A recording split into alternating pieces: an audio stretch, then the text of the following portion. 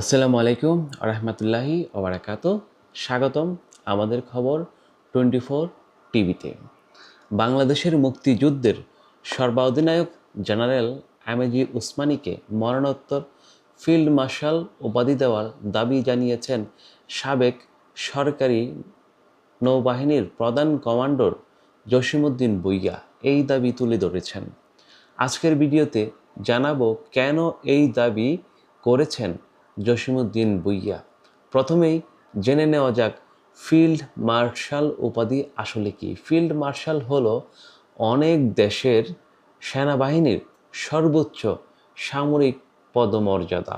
সাধারণত অসাধারণ যুদ্ধ জয়, দীর্ঘ সামরিক নেতৃত্ব এবং বিশেষ অবদানের স্বীকৃতিস্বরূপ এই মর্যাদা দেওয়া হয়। আপনারা সবাই হয়তো জানেন পাকিস্তানের যে বর্তমান সেনাপ্রধান আছে ওনাকে কিন্তু বলা হয় ফিল্ড মার্শাল আসিফ মনির বা পাকিস্তানের সেনাপ্রধান। এটা কিন্তু সর্বোচ্চ পদমর্যাদা ফিল্ড মার্শাল।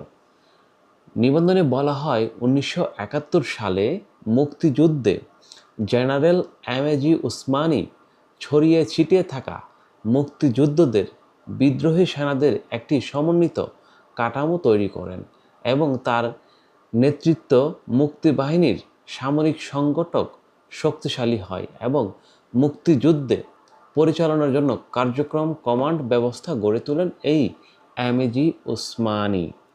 উনি অত্যন্ত একজন সম্মানিত ব্যক্তি বাংলাদেশের মানুষের কাছে, এই এমএজি উসমানী।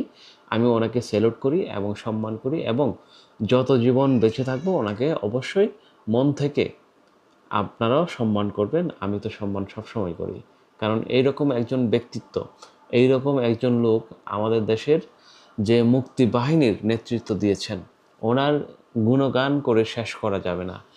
লেখকের মতে ওসমানী আরও একটি বড় অবদান ছিল ইস্ট বেঙ্গল রেজিমেন্টের একটি শক্তিশালী ও আত্মবিশ্বাসী বাহিনীতে পরিণত করার ক্ষেত্রে তার ভূমিকা ছিল বিশাল এক ভূমিকা। তিনি সেনাবাহিনীতে বাঙালিদের অংশগ্রহণ বাড়ানোর জন্য কাজ করেছিলেন। মানে যখন পাকিস্তান আমলে সেনাবাহিনীতে বাংলাদেশিদেরকে কিন্তু ওইভাবে সুযোগ দেওয়া হতো না, মানে বাংলাদেশিদেরকে ওইভাবে বিশ্বাস করতো না পাকিস্তানিরা, কারণ তারা ভাবতো তারা ইন্ডিয়ার সাথে হয়তো যোগসূত্র করে তারা পাকিস্তানকে ভেঙে দিতে চায়, যার জন্য অনেক ক্ষেত্রে মানে বাংলাদেশিদেরকে সেই অধিকারটা দেওয়া হতো না। নিবন্ধনে ভারতের পাকিস্তানের কয়েকজন ফিল্ড মার্শালের উদাহরণ তুলে ধরেন হয়েছে। বিভিন্ন দেশের বিভিন্ন কারণে এই সম্মান দেওয়া হয়। সেই তুলনায় মুক্তিযুদ্ধে ওসমানীর অবদান সর্বোচ্চ সামরিক স্বীকৃতির যোগ্য বলে এই লেখক দাবি করেন। মানে সাবেক নৌবাহিনীর কমান্ডো এই দাবি করেন জসিমউদ্দিন ভূঁইয়া। তবে মনে রাখতে হবে এটি একটি বাধ্যতামূলক নিবন্ধন। জেনারেল ওসমানীকে মরণোত্তর ফিল্ড মার্শাল উপাধি দেওয়ার বিষয়ে বাংলাদেশ সরকারের কোনো আনুষ্ঠানিক সিদ্ধান্ত এখনও পর্যন্ত প্রকাশ হয়নি। আসলে এটা যেহেতু সরকারি একটি বিষয়, একজন মানুষকে সর্বোচ্চ সম্মান দেওয়া, এটা কিছু প্রসেসের ব্যাপার আছে। আমি যেটা মনে করি আর কি, উনি এই যে সংবাদটা তৈরি করেছেন বা উনি বিশ্লেষণ করেছেন ওনাকে কেন দেওয়া উচিত, সেটা উনি তো একজন সাবেক নৌবাহিনীর কমান্ডো ছিলেন, আর আমি তো শুধু একজন সংবাদ পাঠক। আর সেই পাঠক হিসাবে আপনাদের সামনে আমি তুলে ধরছি। আমারও তো ব্যক্তিগত কিছু মতামত থাকতে পারে। আমি চাই এই ব্যক্তিকে ফিল্ড মার্শাল উপাধি অবশ্যই দেওয়া হোক।